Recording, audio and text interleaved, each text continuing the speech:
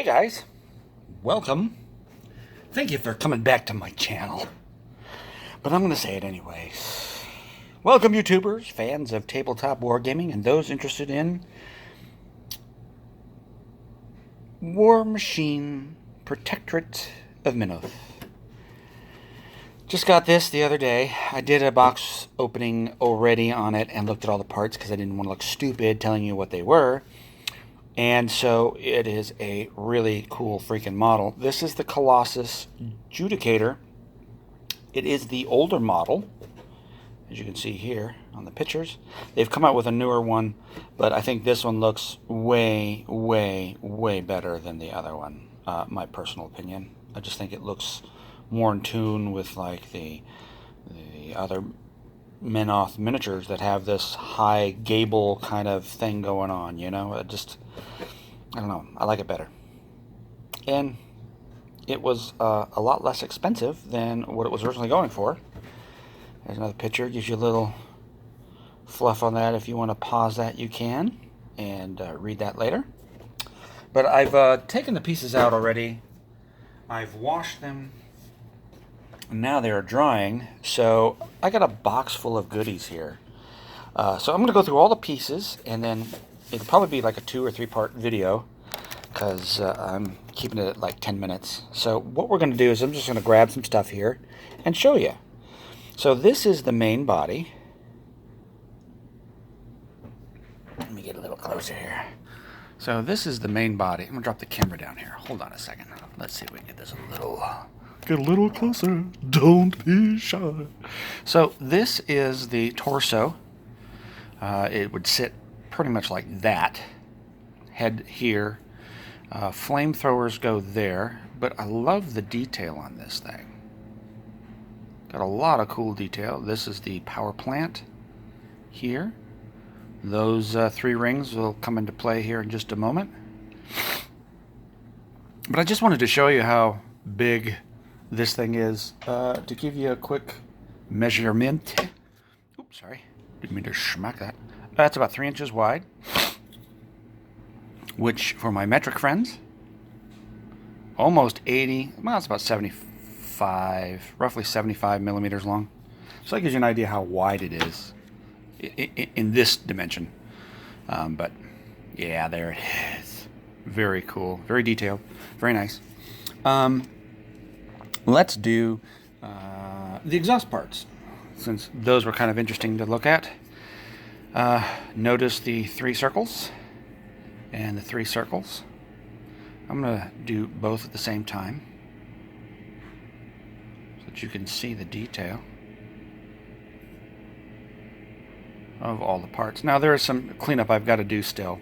I just gave them a bath, so there's that. Now these... And the cool thing about these guys, privateer press miniatures, is that you really don't need directions. You just gotta use common sense, like, okay, so this globe piece is larger than that one. Oh, well, this piece here is larger than that one. So it doesn't go on this side. It goes on that side, and it mounts like that. So this thing's gonna have some crazy exhaust ports on either side of the power plant, which is pretty cool. All right, so moving on to more exciting things. These are both the left and right side missile pods. They are like torpedoes from, you know, World War II, and even up to today's modern torpedoes that have the slopes and they shoot out the front. This is the detail of them. There's a lot of artwork capability here for these, and of course, yeah, I've got to clean up this piece and this piece, and there's a little here and a little there, but other than that, not too much slippage. I mean, it looks pretty good, so I'm pretty excited about those. Now these would mount on either side of the headpiece, which is in the center, so to give you an idea how big these are, my hand from pinky to thumb is 9 inches. Let's see if I can get that in the frame. I have to raise up the camera. So that's 9 inches wide. And to help everybody out see it the right way, it's roughly 3.5 inches. You see that there? Pretty close to 3.5. I mean, and then for the metric friends, 85 millimeters, roughly. So that gives you an idea how big this model is going to be. I mean, that standing up is taller than a heavy warjack. Let's do the shield pieces. These go on the outside of the arms. They are marked with lettering and numbers to help you find out what needs to be done. Now this piece has to come off. This piece has to come off. This piece has to come off.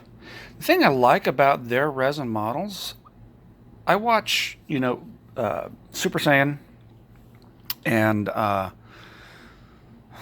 of the other guys, Leaky Cheese, and they always do Forge World resin models, and Forge World will give you a piece that's this size, and then off of the main key there'll be a chunk of resin the size of my fist. And when you think about it, you're paying for probably a third of the price and weight on resin you're not going to use, that they could probably recycle and reuse themselves, but I don't understand why they do that. These guys have pretty clean models. A lot of nice detail. Little Menoth cross thing there.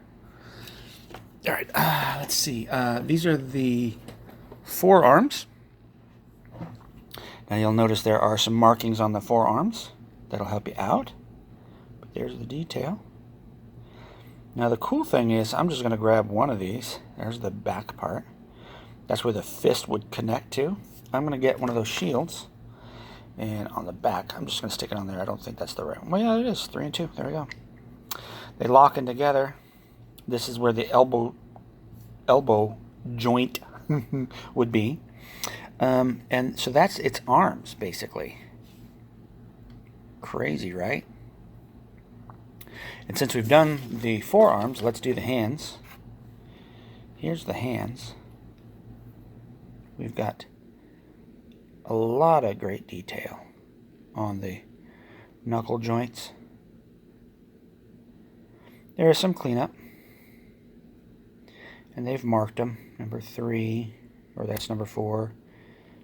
And that one, whoops, sorry about that. Don't see a mark on that one, but pretty obvious. That would probably be the right fist, and that'd be the left fist. Rock'em, bock'em, sock'em. Anyways, moving on. Okay, so here's something cool that when I first saw it, I was like, that's no way.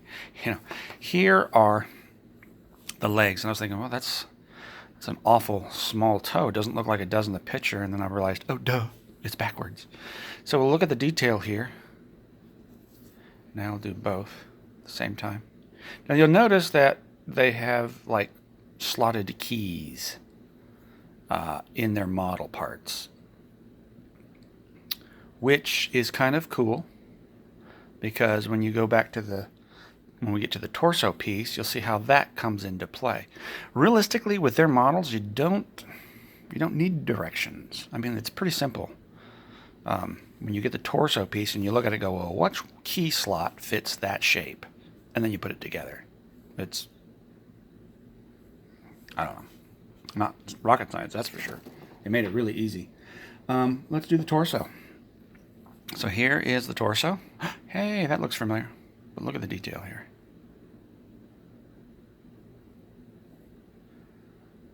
Pretty nice, huh? There's some cleanup there and there.